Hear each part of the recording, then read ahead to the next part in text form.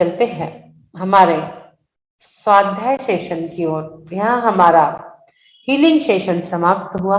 काफी चीजें हमने हीलिंग सेशन में की। अब हम अपने आत्मा को भी हील करेंगे। हम अपने आत्मा का भी भोजन, नाश्ता, सुबह का ये एनर्जी वाला नाश्ता शरीर को तो दे रहे हैं, आत्मा का भोजन भी जरूरी है। तो हम आध्यात्मिक सेशन की ओर चलेंगे, जिसमें हम तृतीय अध्याय में काल चक्र के बारे में पूरा जान रहे हैं। 6 खंड की 6 खंड में कहाँ तक आज बहुत अच्छी चर्चा है कि हम लोग कहाँ तक है, हम लोग कहाँ तक है, कौन से द्वीप तक है। हमने द्वीप और समुद्र को दुगना दुगना विस्तार चूड़ी के आकार वाले जाने हैं। जम्मू द्वीप थाली के आकार कर, बाकी उसके पास जो है हम लोग कहाँ और कितने सुरक्षित है, ये सारी चीजें हम तृतीय अध्याय के माध्यम से जान रहे हैं। हम कहाँ रहते हैं, पूरा मध्यलोक का वर्णन हमें पता रहना चाहिए कि जहाँ हम रह रहे हैं वो एरिया कैसा है, जहाँ हम रह रहे हैं वो एरिया कैसा है, कितना बड़ा है, कहाँ पर है, उसका विस्तार कितना है, उसकी लंबाई चौड़ाई कितनी है, सारी चीजें हम धीरे धीरे जान रहे हैं। बोलिए द्वादशांग जिनवानी माता की जय। दोनों हाथ हृदय स्थान पर। मोक्ष मार्गस्य नेतारम भेत्तारम कर्म भूताम ज्ञातारम विश्वतत्त्वानां वंदे तद्गुण लब्धये, वंदे तद्गुण लब्धये, वंदे तद्गुण लब्धये। बोलिए द्वादशांग जिनवानी माता की जय। उमा स्वामी महाराज की जय।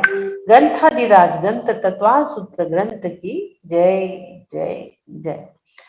शेयर कर देती हूँ मैं तीसरे नंबर का।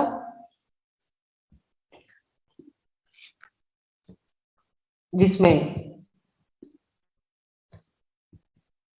हम लोग बहुत अच्छे वर्णन को जान रहे हैं। जैन भूगोल, जैन जाग्रफी हम जान रहे हैं। बचपन में हमने स्कूल में भी जाग्रफी पढ़ी थी। अब फिर हम उम्र के एक पड़ाव पे आए हैं और जहां से हमें फिर जानने की कोशिश हो चुकी है जैन भूगोल कि जैन भूगोल क्या है। हम जानेंगे जैन ज्योग्राफी को।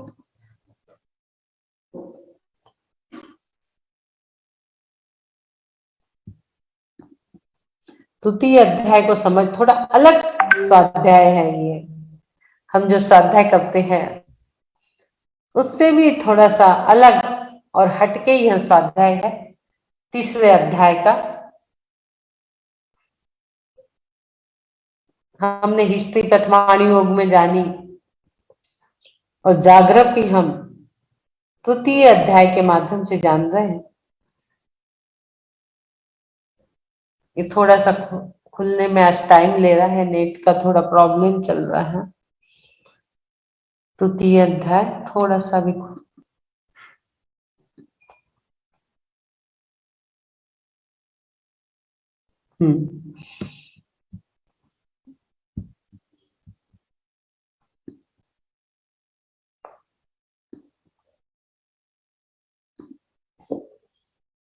33 हमने कल 33 नंबर में द्वीप धातकी खंड द्वीप की रचना कैसी है उसके माध्यम को हमने पूरी रचना को हमने देखा कि वो कैसी है। द्विगुणी रचना है वो हमने देखा।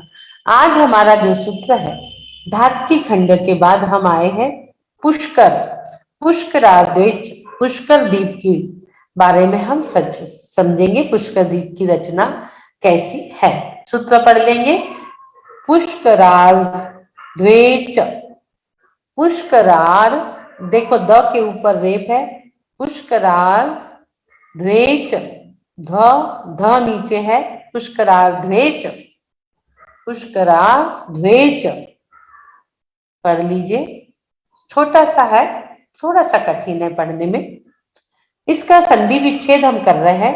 पुष्कर प्लस अर्ध्वे प्लस च, पुष्कर प्लस अर्ध्वे प्लस च। पुष्कर यानी पुष्कर द्वीप के, अर्ध्वे यानी आधे भाग में, च यानी भी घातकी खंड के समान रचना है। भी धातकी खंड के समान रचना है।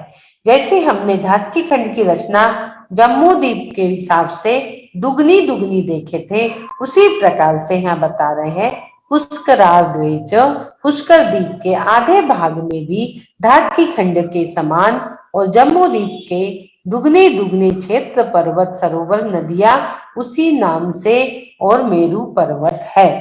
देखते हैं आप, इसमें आप देखेंगे पुष्करार्द्वेच में यहाँ पर क्षेत्रों की संख्या की बात चल रही है, विस्तार की बात नहीं।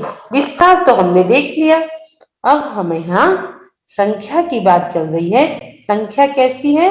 दुगनी दुगनी है। ये चित्र आपके सामने थोड़ा सा मैं बड़ा कर देती हूँ। आपने कल तक देखा था, ये जो है बीच में यहाँ पर ये लवण समुद्र, इसके लिए भी एक पिक्चर मैं खोल देती हूँ, यदि खुलती है तो देखते हैं पिक्चर।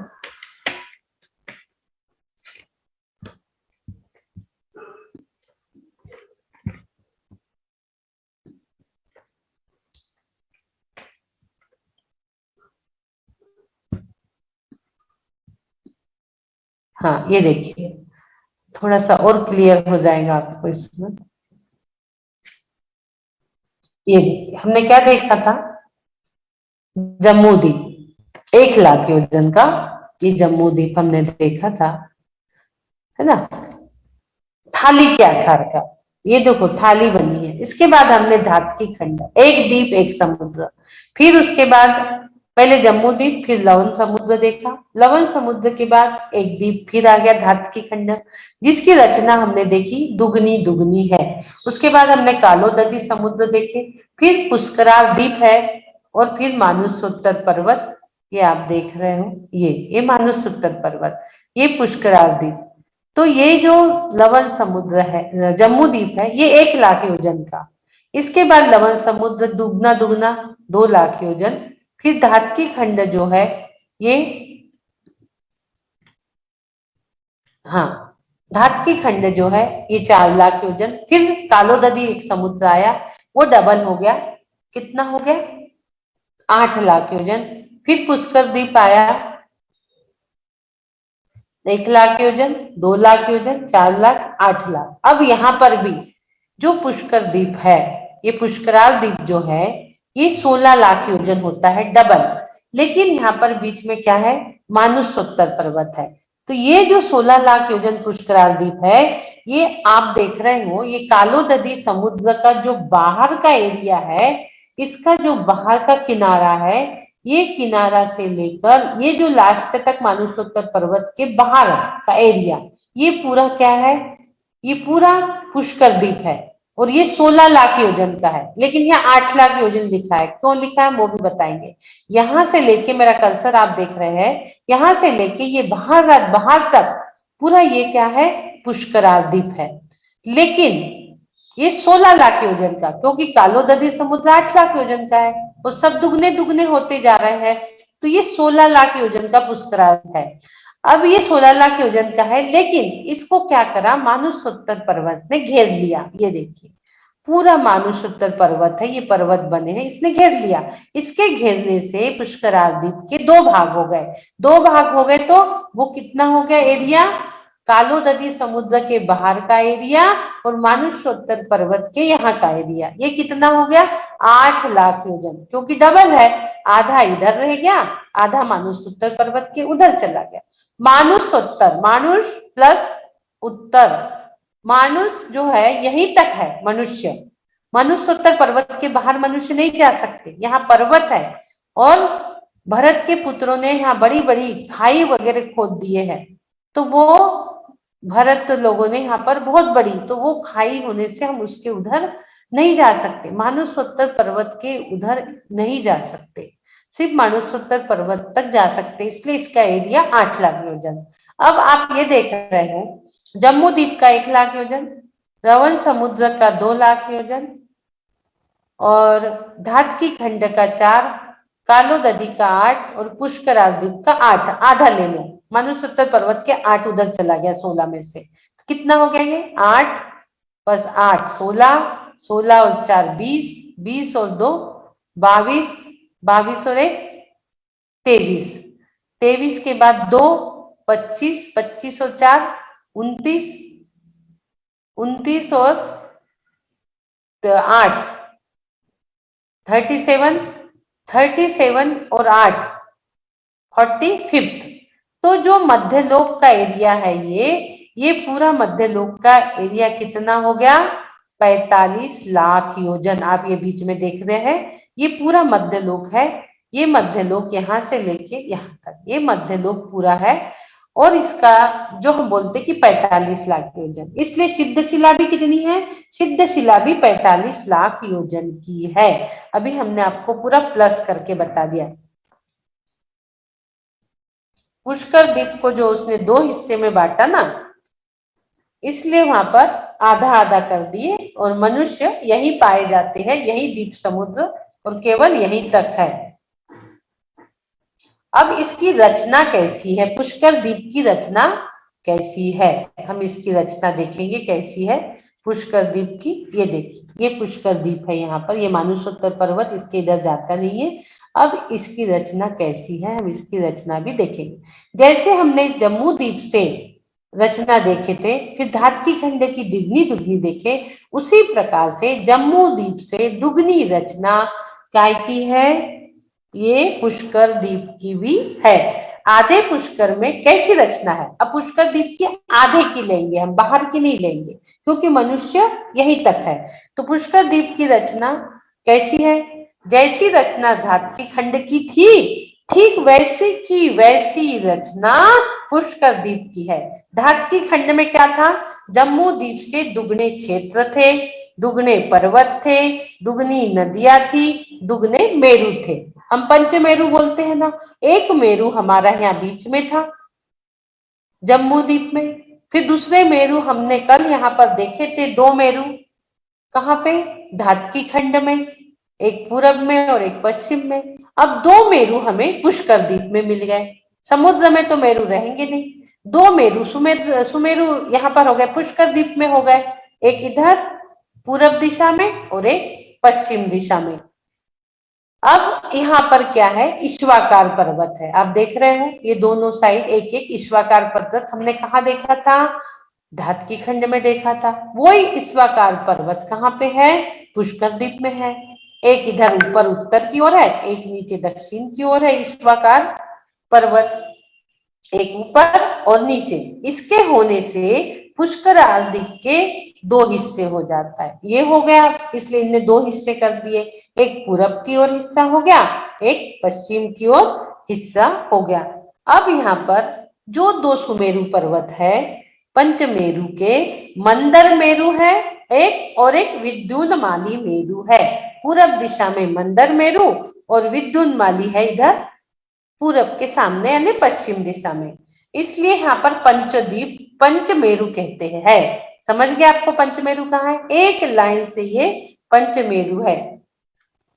एक जम्मू द्वीप के, 2 धातकी खंड के और 2 पुष्कर द्वीप के। अब कभी भूलोगे नहीं आप लोग, एकदम ध्यान रहेगा। हमने चित्र के साथ आपको बता दिया है। तो ये पंचमेरु कहाँ पे है ये आप बिल्कुल भूलोगे नहीं। आपको और दिखा देते हैं हम, थोड़ा सा ये डिस्टर्बेंस को हम क्लियर कर ले, क्लियर करते हैं डिस्टर्बेंस को। हाँ, ये देखिए,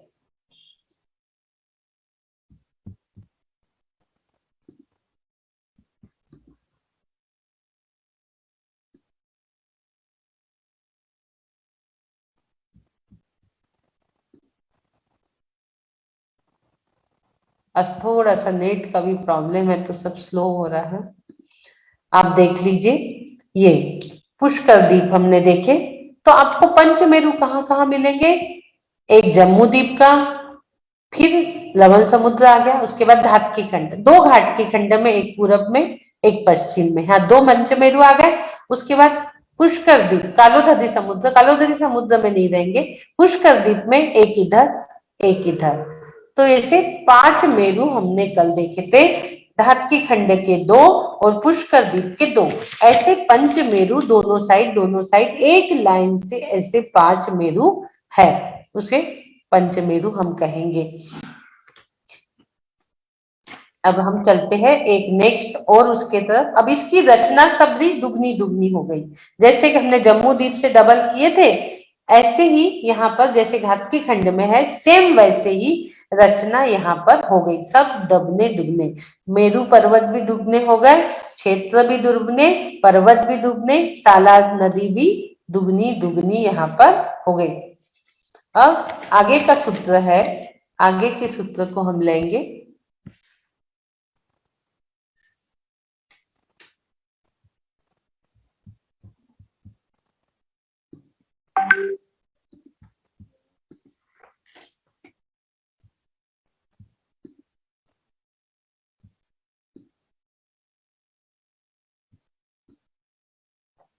पुष्कराल दुगने दुगने क्षेत्र हमने देख लिए, सब डबल डबल है।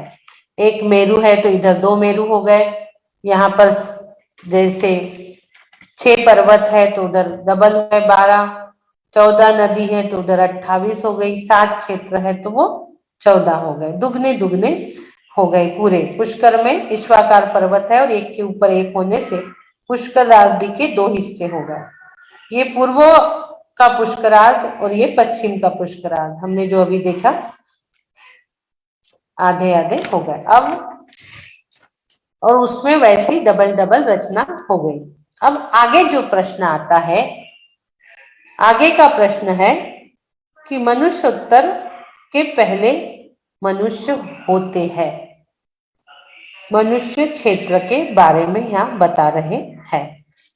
उसके पहले थोड़ा सा, एक मिनट, हाँ ये हमने देख लिए। अब मनुष्य क्षेत्र की चर्चा यहाँ पर अगला प्रश्न साधवाद ने कर दिया कि मनुष्योत्तर पर्वत और पुष्कर आदि के पहले पहले क्या है, ये देखेंगे हम। पढ़ते हैं हम यहाँ पर सूत्र। एक मिनट, आज ये डिस्टर्बेंस हो रहा है। 35 नंबर का सूत्र, प्राण मनुष्योत्तरा मनुष्य, प्राक प्लस मनुष्योत्तरात् प्लस मनुष्य। कैसा है सूत्र? प्राण मनुष्योत्तरान् मनुष्य, प्राण मनुष्योत्तरान् मनुष्य। प्राक, इसका संधि विग्रह हो गया प्राक, प्लस मनुष्योत्तरात् प्लस मनुष्योत्तरात् प्लस मनुष्य। प्राक यानी पहले पहले, मनुष्योत्तरात् यानी मनुष्योत्तर पर्वत से, प्राक यानी पहले पहले, मनुष्य यानी मनुष्य है। मनुष्य कहाँ पर है, इसकी चर्चा इसमें आ रही है। मनुष्योत्तर पर्वत के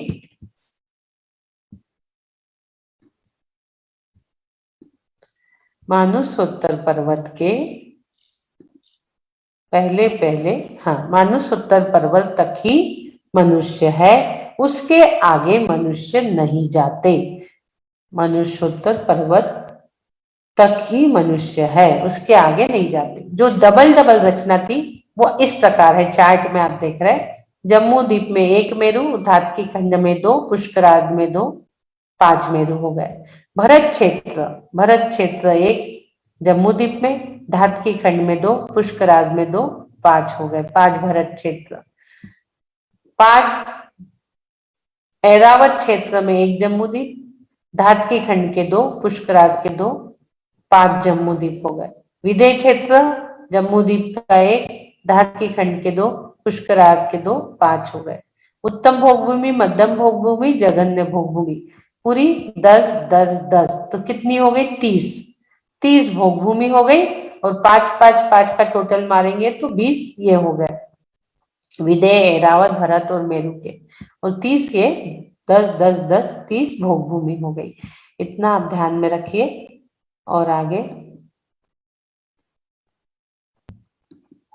हाँ, हम ये ले रहे थे 35 नंबर पूरा। ये मनुष्योत्तर पर्वत तक ही मनुष्य जाते हैं, उसके आगे मनुष्य नहीं जा सकते। एक बार एक विद्याधर ने कहा अपनी विद्याधरनी से कि मैं जाकर बताऊंगा। जो 8वां द्वीप है, नंदीश्वर द्वीप, 8वां द्वीप जो है, जहां अष्टानिका में देव लोग जाते हैं पूजा पाठ करने, एक विद्याधर ने अपनी विद्याधरनी से कह दिया कि कैसे नहीं जाते, मैं भी जाऊंगा। उनने अपना विमान उठाए और चल दिए कि नहीं, मुझे भी अष्टानिका में वहां जाके पूजा पाठ करना है। उस भाव लेके वो चले गए तो वो मानुषोत्तर पर्वत पे उनका विमान टकराया, नीचे गिर गए। गिरने के बाद वो देव हो गए। देवलोक में तो तुरंत ही चलने लगते हैं, 3 हफ्ते में, 4 हफ्ते में, ज्यादा से ज्यादा 5 हफ्ते में वे 7 वीक में घुटनों के बल, हमने पहले बताया है आपको। फिर एक 7 दिन में घुटने के बल, 7 दिन में वो युवा हो जाते हैं वहां पर जल्दी जल्दी। तो वो स्वर्ग में जाके देव हुए विद्याधर। उनके भाव थे कि मुझे नंदीश्वर द्वीप जाकर पूजा पाठ करना है। ऐसे कैसे नहीं जाते भाई उधर मनुष्योत्तर पर्वत से आगे, यहाँ तक मनुष्य है, आगे क्यों नहीं है। तो वो गए मर के स्वर्ग में वो देव हो गए। देव होके वो नंदीश्वर द्वीप में पूजा पाठ करके आए। फिर वो अपने विद्याधरनी के पास आए भेष बना के कि देखो, तुम कह रही थी कि वहां नहीं जा सकते, मैं तो आ गया वहां के दर्शन पूजा पाठ करके। उनकी विद्याधरनी कहती है, यदि आप वहां से पूजा पाठ करके आए हो तो मेरे विद्याधर हो नहीं सकते। आप घर से बाहर निकलो, बाहर खड़े होइए। आप यदि वहां गए हो तो आप मनुष्य हो नहीं सकते, आप कोई न कोई देव है जो भेष बनाकर यहाँ आए हो। उसने पूरा कॉन्फिडेंस के साथ बाहर निकाल दिया कि आप मेरे घर में नहीं आ सकते, आप मनुष्य नहीं हो सकते यदि आप वहां जाके आए हो तो। वहां तक मनुष्य नहीं जाते हैं। मनुष्य सिर्फ मानुषोत्तर पर्वत, मानुषोत्तर उत्तर उसके उधर नहीं जा सकते। इसका नाम भी मानुषोत्तर। पुष्कर द्वीप नाम इसका क्यों पड़ा है? क्योंकि वहां पर पुष्कर यानी कमल, कमल के फूल वहां है, इसलिए उसका नाम पड़ा है पुष्कर। पुष्कर यानी कमल। जम्मू यानी जम्मू का पेड़ था, काइक रहता है वो, यानी पत्थर का। कैसा रहता है वो? वो ऐसा हरा नहीं रहता वनस्पति का, वो कैसा रहता है? पत्थर का रहता है, पृथ्वी का ही। ये कमल भी वैसे ही है, वहां पर कमल होने से इसको पुष्कर द्वीप नाम आया। और विशेष पुष्कर द्वीप का विस्तार जो हमने तो सब देख लिया। थोड़ा सा हम विदेह का विशेष वर्णन देखेंगे कि जम्मू द्वीप में विदेह क्षेत्र का विस्तार 33,684 4/19 योजन है और मध्य में लंबाई 1,00,000 योजन है। ठीक बीच में मेरू पर्वत है। इसके पास 2 गजदंत पर्वत निकलकर निषद में जा मिले हैं। इस प्रकार उत्तर में 2 गजदंत पर्वत नील में जा मिले हैं। इससे विदेह क्षेत्र 4 भागों में बट जाता है। दक्षिण दिशा में गजदंतों के मध्यम का क्षेत्र देवकुरु उत्तर दिशा में है, यही क्षेत्र उत्तर कुरु कहलाता है तथा पूर्व दिशा का सब क्षेत्र पूर्व विदेह और पश्चिम दिशा का सब क्षेत्र पश्चिम विदेह कहलाता है। हमने विदेह क्षेत्र के बारे में भी देखा था। ये जो विदेह क्षेत्र आप बीच में देख रहे हो, ये पूरे विदेह क्षेत्र की बात यहाँ पर है। पश्चिम विदेह, ये पूर्व विदेह। इनमें देवकुरु, उत्तर कुरु, उत्तम भूमि, ये ऊपर उत्तर कुरु और ये देवकुरु। पूर्व विदेह और पश्चिम विदेह में कर्म भूमि है। ये जो पूर्व विदेह है और ये पश्चिम विदेह है, यहाँ पर क्या है? कर्म भूमि है। और ये उत्तर कुरु देवकुरु जो है ये भोग भूमि है। पांचों विदेह के उप विदेह किस प्रकार है? पूर्व विदेह और पश्चिम विदेह में सीता और सितोदा नदी के किनारे पर 4-4 विदेह है।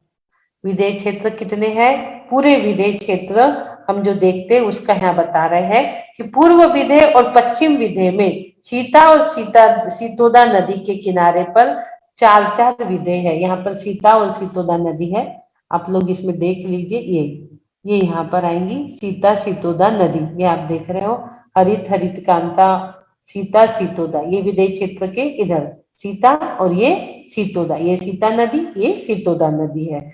ये सीता सितोदा के किनारे पर 4-4 विदेह होते हैं। इधर 4 विदेह है और इधर 4 विदेह है। और एक एक विदेह में 8-8 भाग होते हैं। इस प्रकार जम्मू द्वीप में सब मिलाकर 32 विदेह होते हैं। कितने विदेह होते हैं जम्मू द्वीप में? 32 विदेह क्षेत्र है। और धातकी खंड और पुष्कराल द्वीप में दुगने दुगने कर लो तो कितने हो गए? 64 विदेह हो गए। थोड़े विदेह क्षेत्र का भी देख लिए हमने कि यहाँ पर 32 विदेह हो गए और जम्मू द्वीप के 32 होने से उसके बाद धातकी खंड के डबल कर लो, 64 हो गए। फिर पुष्करार्ध की भाई जम्मू द्वीप जैसी रचना पुष्करार्ध की भी है तो पुष्करार्धी में डबल कर लो 32 के 64। अब इसकी टोटल मान लो 64 और 32 कितने हो रहे हैं? इस प्रकार से ढाई द्वीप में कुल मिलाकर 160 विदेह होते हैं। कितने विदेह क्षेत्र है जम्मू द्वीप में? ध्यान रखना पूरे ढाई द्वीप में जम्मू द्वीप में 32 और धातकी खंड के 64, पुष्कर के 64 कितने हो गए? 60 और 60 120 और 30, 120 और 30 150 और 4 4 8 और 2 10, 160 कितने हो गए कुल मिलाकर? 160 विदेह हो गए। 160 विदेह हो गए। पुष्कराल द्वीप के ठीक मध्य में वलयाकार मानुषोत्तर पर्वत स्थित है जिसमें पुष्कर द्वीप दो भागों में बट गया है। इन दो भागों में से भीतर के भाग में इन क्षेत्राधिक की रचना बाह्य भाग में नहीं, इसलिए इस सूत्र द्वारा पुष्कराल में धातकी खंड के समान क्षेत्राधिक की रचना का निर्देश किया है। इसके बाहर में कुछ नहीं है। और मनुष्योत्तर पर्वत के आगे रिद्धिधारी मुनि तथा विद्याधर भी नहीं जाते। मनुष्योत्तर पर्वत के इधर आगे रिद्धिधारी मुनि और विद्याधर भी नहीं जाते। अब मनुष्य लोक किसे कहते हैं? मानुषोत्तर पर्वत के शिखर के ठीक बीच में, मानुषोत्तर पर्वत के शिखर के ठीक बीच में मनुष्य लोक की सीमा निश्चित है। ये जो सीमा है यहाँ से यहाँ तक ही मनुष्य लोक की सीमा है।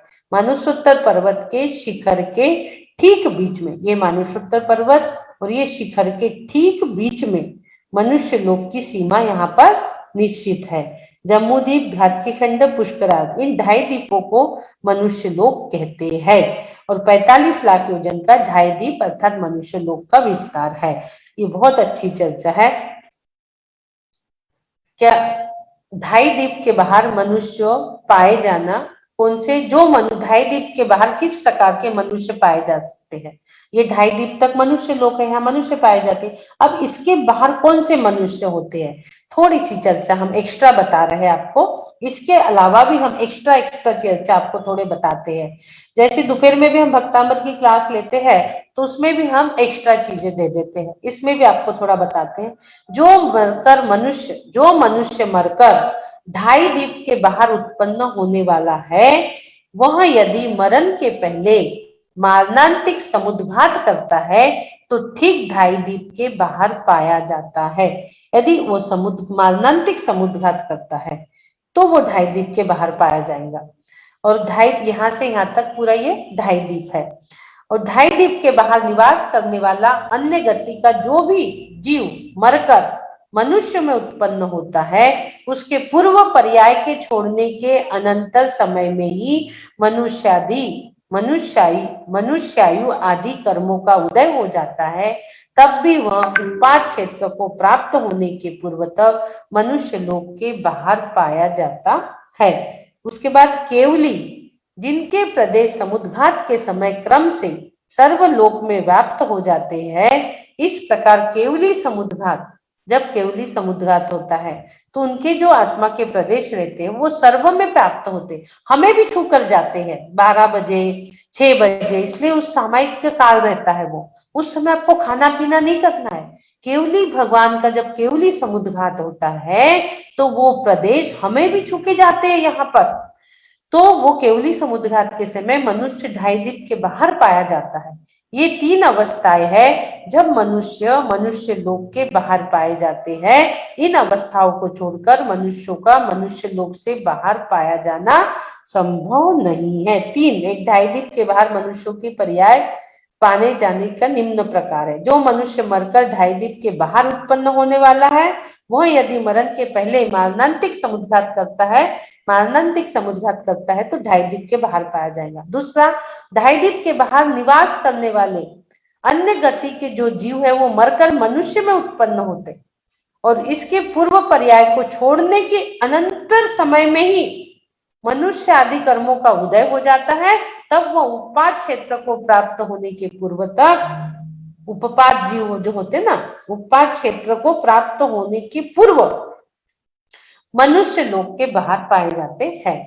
और केवली जिसके प्रदेश समुद्रघात के समय क्रम से सर्वलोक में व्याप्त होते हैं, समुद्रघात होता है जब केवली, तो उसके आत्मा के प्रदेश क्रम से सर्वलोक में व्याप्त हो जाते हैं। इस प्रकार केवली समुद्रघात के समय मनुष्य ढाई द्वीप के बाहर पाया जाता है। जब उसकी जो आत्मा के प्रदेश जा रहे हैं ना, जब वो ढाई द्वीप के बाहर जाते हैं तो वो ढाई द्वीप के बाहर पाया जाता है, वो हमें भी छू कर जाते हैं। तो ये तीन अवस्थाएं हैं जब मनुष्य लोक के बाहर पाए जाते हैं। इन अवस्थाओं को छोड़कर मनुष्यों का मनुष्य लोक से बाहर पाया जाना संभव ही नहीं है। दो सूत्र आज हमने देख लिए, 34 और 35। थोड़ा सा विदेह क्षेत्र का भी आज हमने घातकी खंड के साथ थोड़ा विदेह क्षेत्र का भी जान लिए थोड़ा सा।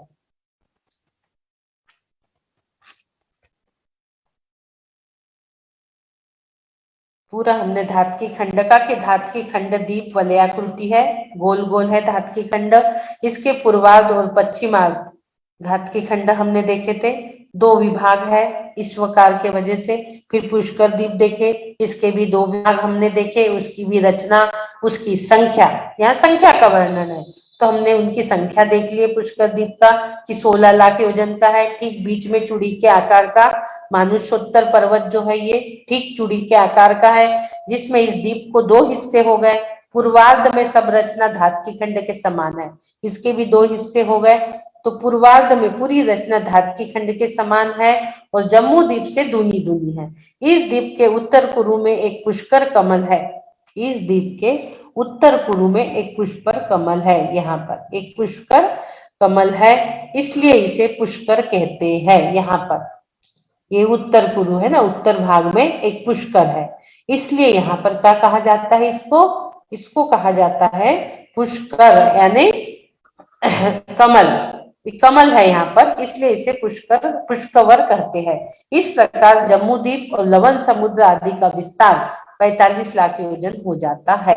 यहाँ पुष्कर होने के कारण इसको, वो सब पत्थर के रहते हैं कमल, इसलिए पुष्कर द्वीप इसका नाम पड़ा। जम्मू द्वीप जमुन के पेड़ से, धातकी खंड जो कल बताए थे वहां पे धतूरा के फूल के वजह से, पुष्कर द्वीप कमल के फूल के वजह से, इस प्रकार से इनके नाम भी पड़े हुए हैं। हमने आज के बाद बहुत कुछ जान लिया, ये हमारे ध्यान में रहे। बार बार आप डायरी में जो लिख रहे हो उसे बार बार पढ़िए। और 3 प्रकार के मनुष्य ही मनुष्योत्तर पर्वत से बाहर जा सकते हैं। और आगे जब जो प्रश्न आएगा वो मनुष्यों के भेद, स्वादवाद नाम का शिष्य बार बार आगे क्वेश्चन करते जा रहा है। अभी इतना जान लिया मनुष्योत्तर संख्या, मनुष्योत्तर क्षेत्र बारे में, अब उनको ये लग रहा है कि आर्य और जो म्लेच्छ खंड, हमने 6 खंड देखे थे, वो आर्य और म्लेच्छ खंड में मनुष्यों के भेद, कि मनुष्य के क्या भेद है वहां पर, ये जानने की इच्छा उनके आगे हो रही है। हम कल ले लेंगे इसको। बोलिए द्वादशांग जिनवानी माता की जय जय जय। सभी लोग भावना भाई, हम अपने भावों को संभाल कर समाधि संलेखना पूर्वक मरण कर स्वर्ग में जाकर वापस मनुष्य पर्याय धारण कर मुनि अवस्था प्राप्त कर मोक्ष की प्राप्ति करेंगे। इसी भावों के साथ द्वादशांग जिनवानी माता की जय जय जय। हे अरिहंत प्रभु, मुझसे मन वचन काया द्वारा, क्रोधमान माया लोभ द्वारा सच्चे देवगुरु शास्त्र की अभिनय हुई हो, अश्रद्धान हुआ हो, मुझे क्षमा करे प्रभु, मुझे क्षमा। एकेंद्री से लेके पंचेंद्री तक किसी भी जीव की विराधना हुई हो, घात हुआ हो, हानि हुई हो, उनके शरीर में मेरे वजह से कोई घात पहुंचा हो, मुझे क्षमा करे प्रभु, मुझे क्षमा करे। मैं क्षमा मांगता हूँ। नश्याति नश्याति नश्याति। हे प्रभु, आज का नया दिवस आपने दिया, इसलिए हम आपके कोटि कोटि आभार, कोटि कोटि वंदन, कोटि कोटि नमन करते हैं और भावना भाते हैं जब भी हम इस संसार से जाए, देह विसर्जन जब भी करें, समाधि संलिग्ना पूर्वक ही करें और लेट के नहीं बैठ के जाएंगे, घर से नहीं मंदिर से जाएंगे। भावना भाएंगे, लेट के नहीं बैठ के जाएंगे, घर से नहीं मंदिर से जाएंगे, शरीर को संयम रूपी मंदिर बनाकर संलेखना रूपी कलश धारण करके ही जाएंगे। ऐसी प्रकार की भावना आप बनाते रहिए और मैं स्वस्थ हूँ, मैं स्वस्थ हो रहा हूँ, मैं स्वस्थ हो चुका हूँ, स्वस्थ हो हम, सुरक्षित हो हम। ओम नमो आरोग्यो परम स्वास्थ्य स्वरूपो हम। ओम नमः सिद्धेभ्यः। ओम सुखम, ओम शांति। सबको क्षमा, सबसे क्षमा उत्तम क्षमा। बोलिए आदिनाथ भगवान की जय जय। सेशन को आज एंड करेंगे, आज चतुर्दशी है, मंदिर जाना है मुझे, एंड करते हैं। कल आप पूछ लीजिएगा आप लोगों को जो भी पूछना है।